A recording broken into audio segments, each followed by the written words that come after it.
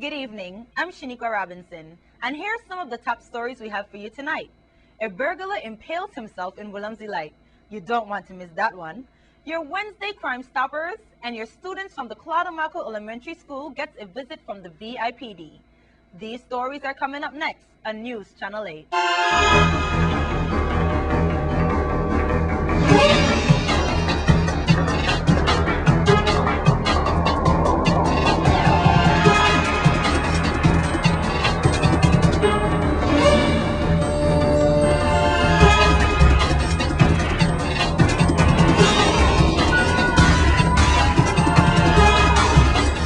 In our top story tonight, a Williams Delight woman was held hostage and terrorized early this morning by an intruder.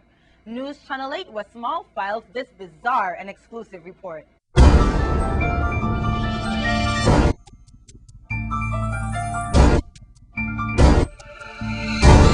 Thank you very much, Shaniqua. We're in Williams Delight. And on the surface, this might seem like a comedy, a humorous story, but it's really not. And involves a lady who has been burglarized so many times that she's just about given up.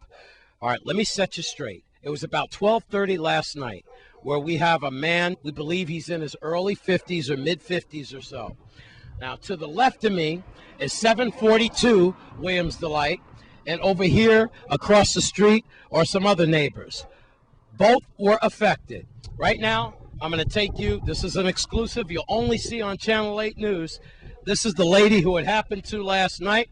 This is the story of a man who was impaled during his burglaries, leaving blood from this location all the way across the street. Before we get to Chandra's window where this guy got in, look at, there's blood here. Now, I got the information that he impaled himself on a fence, but instead of getting help, he continued to rob from one property to the next. We do know one thing. We do know that before he got to Chandra's here at 742, he was bleeding. Now, we believe that he was bleeding from this, from these spikes here, and we believe he impaled himself on his thigh, thusly getting that main artery, because he could have been bleeding out. This is why, as we get into this story with Chandra, he was probably delusional. He was losing a lot of blood and probably losing it. Now, after he became stuck here, he's trying to break into her house. Now Chandra's going to take her to her bedroom, to her living room window. Chandra, now tell us what happened here. Notice the blood here as well. All right, what happened, Chandra? Well, the guy was inside my house and the door was locked. So the only way for him to come out, he have to break the glass. He take his head and knock it against the glass about 3-4 times, and then came out and ran out. And all right, but you were missing a lot though, because after he came into your house, you confronted him. Yes, I asked him who he is. I told him I don't know him and what he want. He told me he want help, call the police. So I called the police and I talked to the girl. And she told me go in the bedroom and lock my door. I went in the bedroom and I locked my door, but he keep pounding on the door. So I opened back the door and I say, hey, look, I don't know you. You have to leave. So he tell me he need help. So where was he bleeding, man? In his forehead was bleeding. So then he come by the window and he take his head and knock it against the window about 3-4 times. From the inside? Yeah, from the inside. How come he just didn't leave out your door? I don't know. I really don't know. So he banged himself through this here, and he crawled through here again? Yeah, he crawled through this. And then what did he do? He jumped the fence. Now we're going to go across the street. What did you do? You came out and watched? Yeah, I watch him because I tell him. Right now, what time is it? It's about 1:15. No police? No police. The first 911 call came in at what time? Like 12:30. 12:30. 45 minutes from 911, a woman literally held hostage, and now it goes to across the street. It's now after 1, and you tell me there's no emergency responders here yet. No. Gone and went over to my neighbor window, and he take his head and smash it to the window. And then while he was going to the window, then my neighbor ran out from his door and came to the back and called his nephew and tell him to call the police. And then I called him. I said, Matthew, come to me, come to me. He come to me and he jumped my fence and he come next to me and he asked me if I all right. I tell him okay. So then the police reach. And then what time did the police reach? About 1:15, 1:20. Almost 1 hour. Mhm. You poor thing. Yeah. Now, where was the man found in this establishment here? This To my knowledge, he passed out. No, he didn't pass out, but I went to find him by Good Shepherd School down there. I He don't made know. it all the way down to Good Shepherd. Yeah. But he did make it through these dogs Yeah. and everything. Yeah. Through the dogs and everything. And did he ever take anything from No. either place? No. No. He was just like crazy, shaking his head, and he only wanted help, help, help. Never saw this man before. No, no. Neighbors never saw him before. No, first time. The people in Williams Delight, I don't know what they did historically, but they are really being battered. If it's not bad roads, now WAPA don't want to give them light, and now people are breaking into single ladies like this homes, and it's not the first time. This lady's house has been broken in so many times, she needs a calculator to add it up. And then the police took 45 minutes to come to a hostage situation. Lord have mercy. I'm Wes Small in Williams Delight for News Channel 8. That suspect is currently in Wang Lui Hospital right now, but will be charged when released. In other news, it's Wednesday. Here's Judy Fricks with your Crime Stoppers report. I'm Judy Fricks with your weekly Crime Stoppers report. Crime Stoppers is asking for your help to solve the following crimes. If you know something, say something. Even the smallest bit of information might be just what law enforcement needs to solve these cases. On St. Croix and throughout the territory, incidences of domestic violence are increasing. In many cases, lives are lost or torn apart. Whether it's physical or mental abuse, it must stop. If you know someone who's being abused and law enforcement or any other agency has been called yet, please make that anonymous call to Crime Stoppers. You could be saving a life. And on St. John, sometime between 9 p.m. on Monday, February 21st, and 9 a.m. the next day, 2 motorcycles were stolen. One is a 2008 Suzuki GSX R1000. The license plate number on that one is M4500. It was taken from 16-17 Estate Adrian. And that one is black, bronze, and silver. The next one is a 2001 Suzuki GSX R. That one has a license plate number of M4491. It also has a big R on the front of it. And that one, folks, it's white, silver, and blue. And that one was taken from number 13U, Bellevue Village. The minimum reward for an arrest is $525 plus 10% of the value of the motorcycles recovered. But remember, our maximum reward is $2,500. And on St. Thomas, on Monday, January 17th, around 9:30 p.m., police responded to reports of shots being fired near Garden Street. When they arrived, they found the lifeless body of Keith Andrews lying in the street. So far, folks, police have no meaningful leads. If you have any information about this murder, please call Crime Stoppers.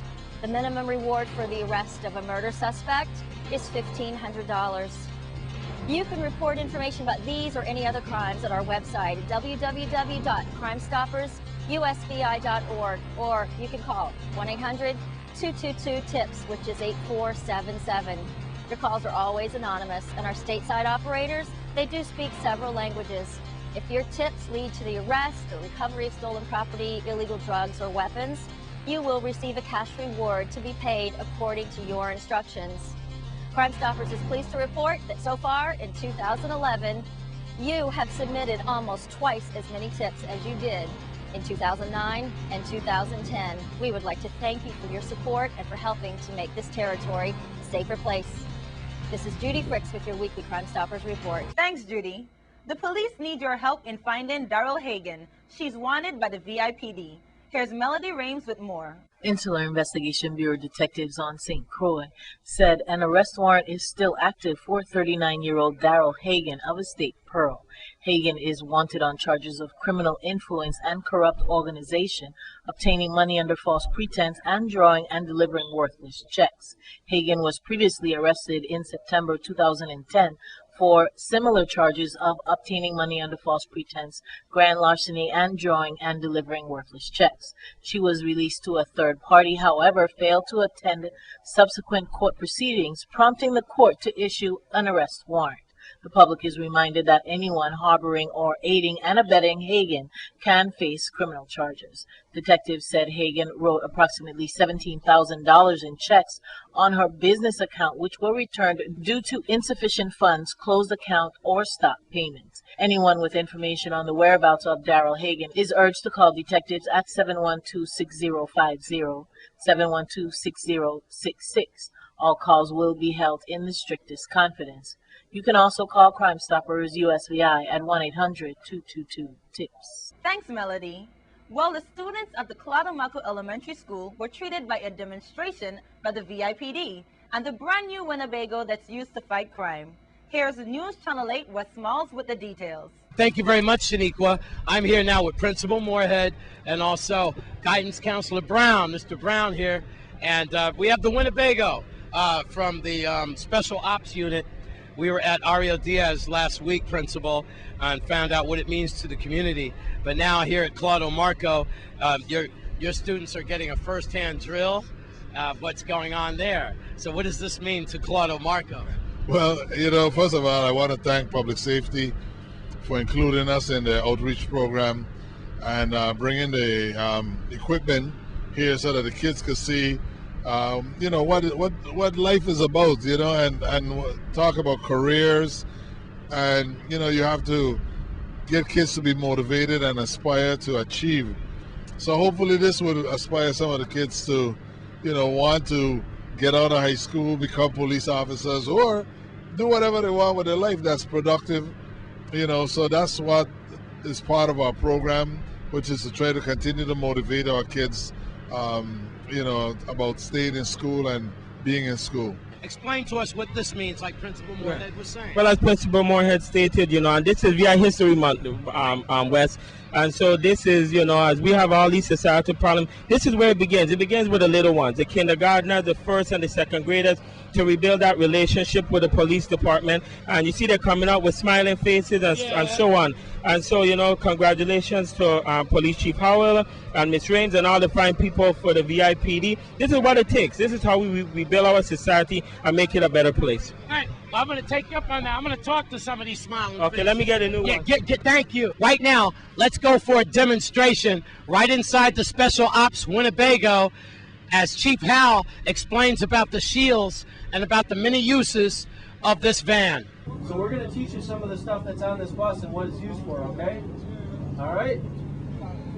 You guys got to respond. All right. All right.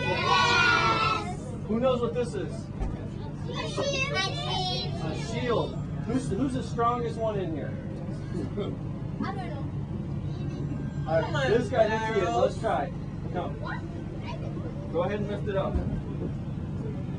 Wow, it's pretty heavy, right? All right, you're bulletproof right now. This is a bulletproof shield.